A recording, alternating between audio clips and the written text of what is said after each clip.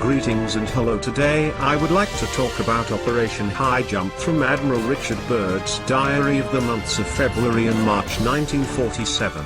In 1947, Admiral Richard E. Byrd led 4,000 military troops from the US, Britain and Australia in an invasion of Antarctica, Operation High Jump, but encountered heavy resistance from Nazi flying saucers. An incredible tale that describes a hollow Earth with vast lush jungles and inhabitants that dwell below. But what does the Bible say about these things? I will get to that later in part 2 of this video. Let us now listen to what Admiral Byrd wrote in his diary, in 1947. There comes a time when the rationality of men must fade into insignificance and one must accept the inevitability of the truth. I am not at liberty to disclose the following documentation at this writing. Perhaps it shall never see the light of public scrutiny, but I must do my duty and record here for all to read one day. In a world of greed and exploitation of certain of mankind, one can no longer suppress that which is truth. All preparations are complete for our flight northward and we are airborne with full fuel tanks at 0610 hours. 0620 hours fuel mixture on starboard engine seems too rich, adjustment made in Pratt Whitneys are running smoothly. 0730 hours radio check with base camp. All is well and radio reception is normal. 0740 hours note slight oil leak in starboard engine, oil pressure indicator seems normal, however. 0820 hours slight turbulence noted from easterly direction at altitude of 2,321 feet, correction to 1,700 feet, no further turbulence, but tailwind increases. Slight adjustment in throttle controls, aircraft performing very well now. 0815 hours radio check with base camp, situation normal. 0830 hours turbulence encountered again, increase altitude to 2,900 feet, smooth flight conditions again.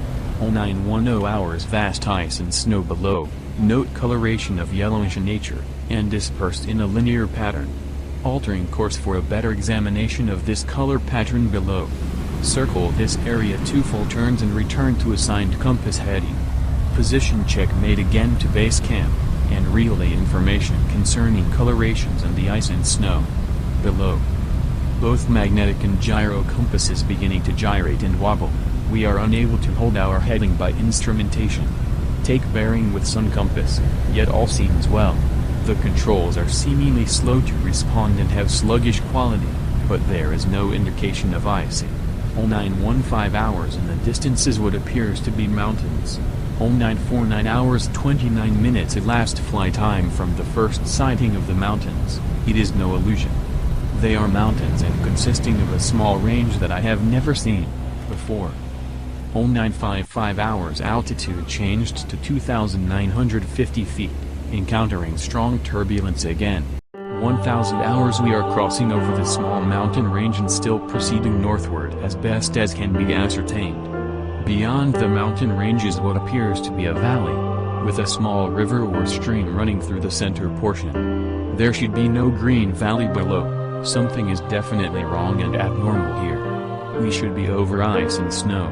To the port side are great forests growing on the mountain slopes. Our navigation instruments are still spinning. The gyroscope is oscillating back and forth.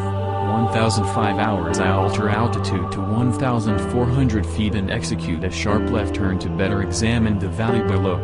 It is green with either moss or a type of tight-knit grass. The light here seems different. I cannot see the sun anymore. We make another left turn and we spot what seems to be a large animal of some kind below us.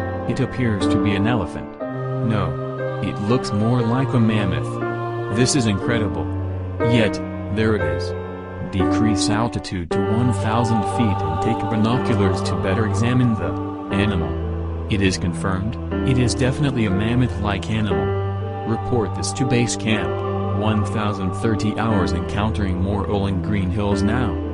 The external temperature indicator reads 74 degrees Fahrenheit. Continuing on our heading now.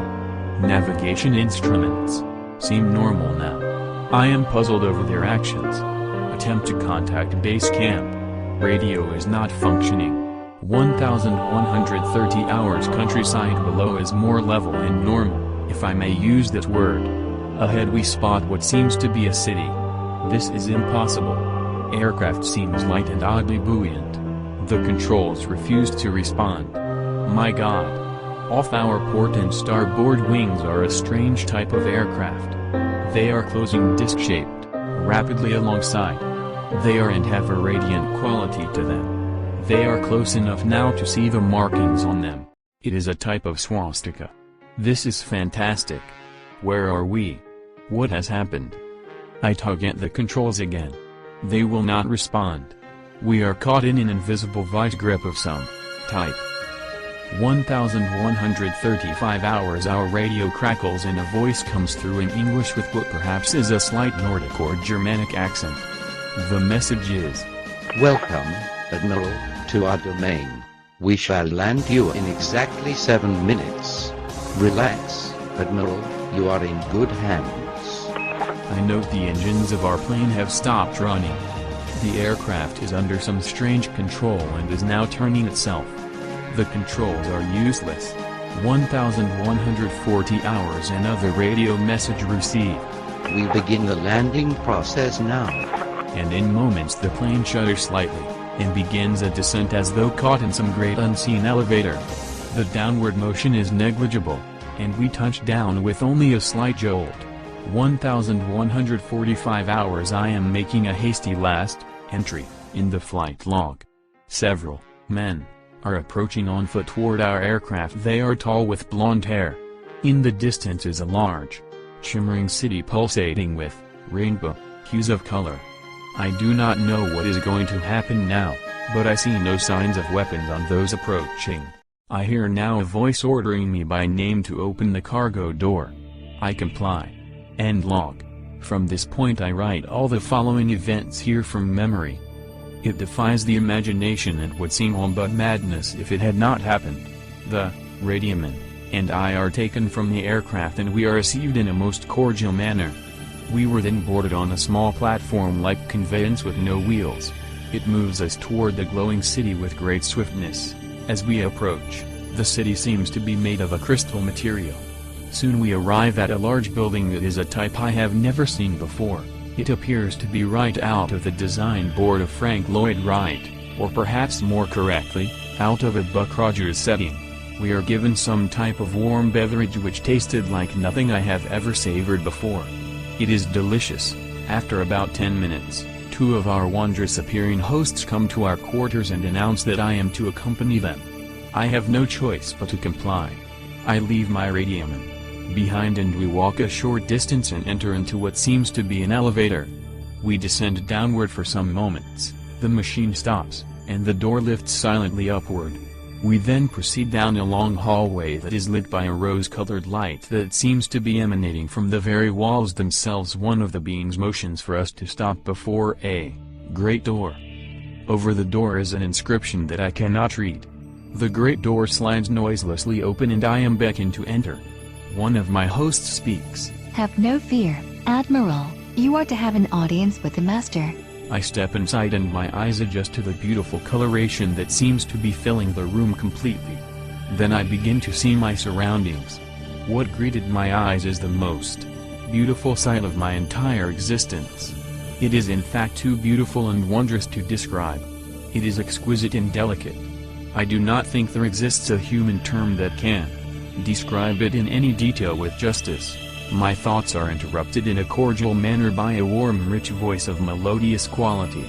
I bid you welcome to our domain, Admiral. I see a man with delicate features and with the etching of years upon his face.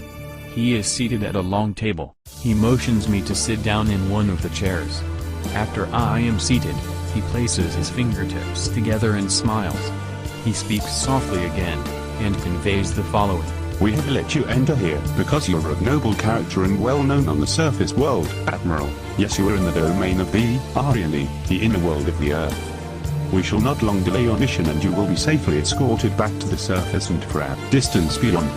But now, Admiral, I shall tell you why you have been summoned here. Our interest rightly begins just after your race exploded the first atomic bombs over Hiroshima and Nagasaki, Japan.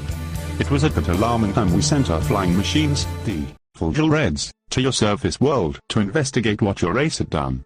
That is, of course, past history now, my dear Admiral, but I must continue on. You see, we have never interfered before in your race's wars and barbarity, but now we must, for you have learned to tamper with a certain power that is not for man, namely, that of atomic energy. Our emissaries have already delivered messages to the powers of your world, and yet they do not heed.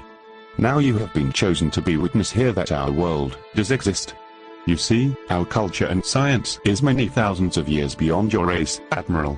But what does this have to do with me, sir? Your race has now reached the point of no return, for there are those among you who would destroy your very world rather than relinquish their power as they know it. In 1945 and afterward, we tried to contact your race, but our efforts were met with hostility. Our fulgurants were fired upon. Yes, even pursued with malice and animosity by your fighter planes. So, now, I say to you, my son, there is a great storm gathering in your world, a black fury that will not spend itself for many years. There will be no answer in your arms, there will be no safety in your science. It may rage on until every flower of your culture is trampled, and all human things are leveled in vast chaos. Your recent war was only a prelude of what is yet to come for your race. We here see it more clearly with each hour. Do you say I am mistaken? No, it happened once before. The Dark Ages came and they lasted for more than 500 years. Yes, my son, the Dark Ages that will come now for your race will cover the earth like a pall, but I believe that some of your race will live through the storm. Beyond that, I cannot say. We see at a great distance a new world stirring from the ruins of your race, seeking its lost and legendary treasures, and they will be here, my son, safe in our keeping. When the time arrives, we shall come forward again to help revive your culture and your race.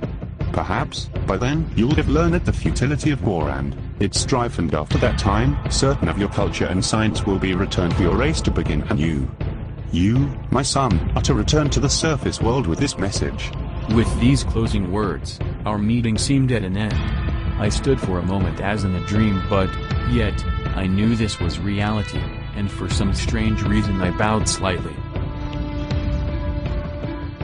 Suddenly, I was again aware that the two beautiful hosts who had brought me here were again at my side. This way, Admiral. Motion 1. I turned once more before leaving and looked back toward the master. A gentle smile was etched on his delicate and ancient face. Farewell, my son. He spoke. Then he gestured with a lovely, slender hand, a motion of peace, and our meeting was truly ended. Quickly, we walked back through the great door of the master's chamber and once again entered into the elevator. The door slid silently downward and we were at once going upward. One of my hosts spoke again. We must now make haste, Admiral, as the master desires to delay you no longer on your scheduled timetable, and you must return with his message to your race. I said nothing. All of this was almost beyond belief, and once again my thoughts were interrupted as we stopped. I entered the room and was again with my radioman. He had an anxious expression on his face.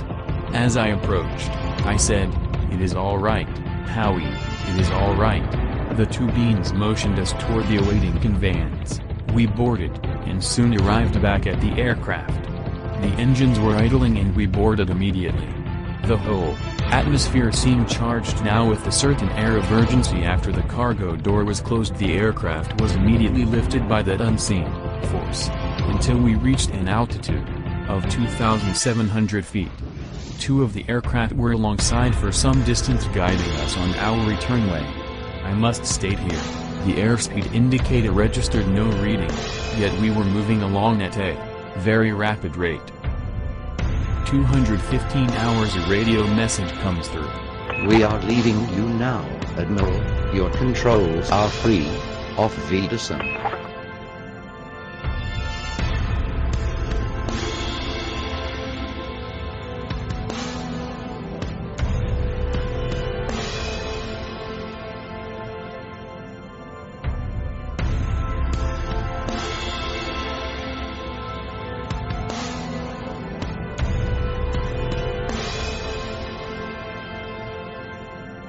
In the last days man's knowledge will be increased, and the God of Jesus Christ will reveal secrets to his people that was hid before the foundation of the earth. Look for part 2. Bye for now.